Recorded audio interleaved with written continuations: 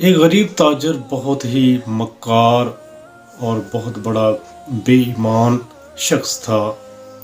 वो अक्सर लोगों को ठग लिया करता था। लोग उससे बहुत ज़्यादा तंग आ चुके थे, तो हाकिम वक़्त ने उसको उठाया, जेल में डाल दिया। अब वो शख्स इतना मक्कार था, इतना धोखेबाज और दगाबाज था और बहुत बड़ा चोर भी था। उसने जेल के अंदर किसी कैदी को ना बख्शा, उसने सब को रुला दिया। हर एक की चीज़ उसने चुरा ली, सबको वो धोखा देता।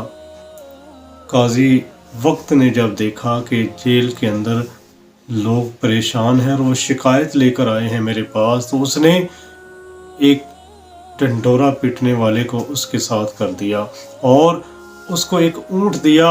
उस ऊंट के ऊपर भूसा लदा हुआ था और उसके ऊपर उसको बिठा दिया चोर को, और कहा कि इसको ले जाओ और लोगों के अंदर ऐलान करते जाओ कि ये बहुत बड़ा ठग है, ये बहुत बड़ा मक्कार और चोर है, इससे बच के रहना। ढंढोरा पीटने वाला तकरीबन 12 ज़बानें जानता था। वो ऐलान करता जा रहा था और वो चोर, वो गरीब ताजर, वो ठग उस ऊंट के ऊपर बैठा हुआ था। वो ये ऐलान करता जा रहा था कि ये चोर है, ये बहुत बड़ा मक्कार है, इससे बच के रहना। जब दिन गुजर गया, शाम होने वाली थी, तो उस शख्स ने जो ऊपर बैठा हुआ था ऊंट के, उसने ढंढोरा पीटने वाले से कहा कि लाओ, जो भूसा आपने फरोख्त किया है उसके पैसे मुझे। लोगों ने कहा कि क्या तू बेवकूफ़ है, तुझे नहीं समझ आया? ये ढंढोरा पीटने वाला ये क्या कह रहा है? इसने 12 ज़बानों में ये ऐलान किया है कि तू चोर है, तू बहुत बड़ा ठग है, तो तू अब इससे पैसे मांग रहा है। तो नाज़रीन किराम, आप सोच रही होंगी कि कहाँ से ऊंट और ये ढंढोरा पीटने वाला कहाँ से आ गए।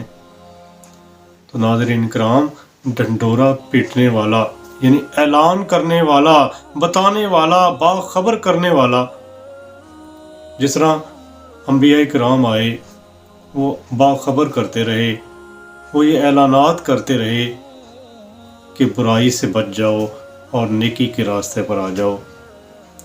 लेकिन इंसान वो मक्कार चोर ताजर है जो उस भूसे वाले ऊंट के ऊपर बैठा है, वो ढंढोरा पीटने वाले की आवाज़ को नहीं सुन रहा, बल्कि वो इस धुन में लगा हुआ है कि ये भूसा बिकेगा, फरोख्त होगा तो ये पैसे मेरे पास आएंगे।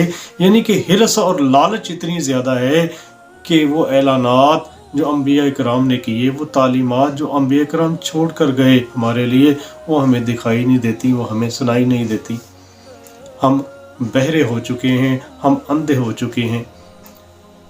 एक इंसान जो नाबीना होता है, उसके साथ अल्लाह ताला होता है, लेकिन वो इंसान जो अकल से नाबीना हो जाए, तो उसके लिए आखिरत में अल्लाह ताला ने बहुत सख्त अजाब रखा हुआ है।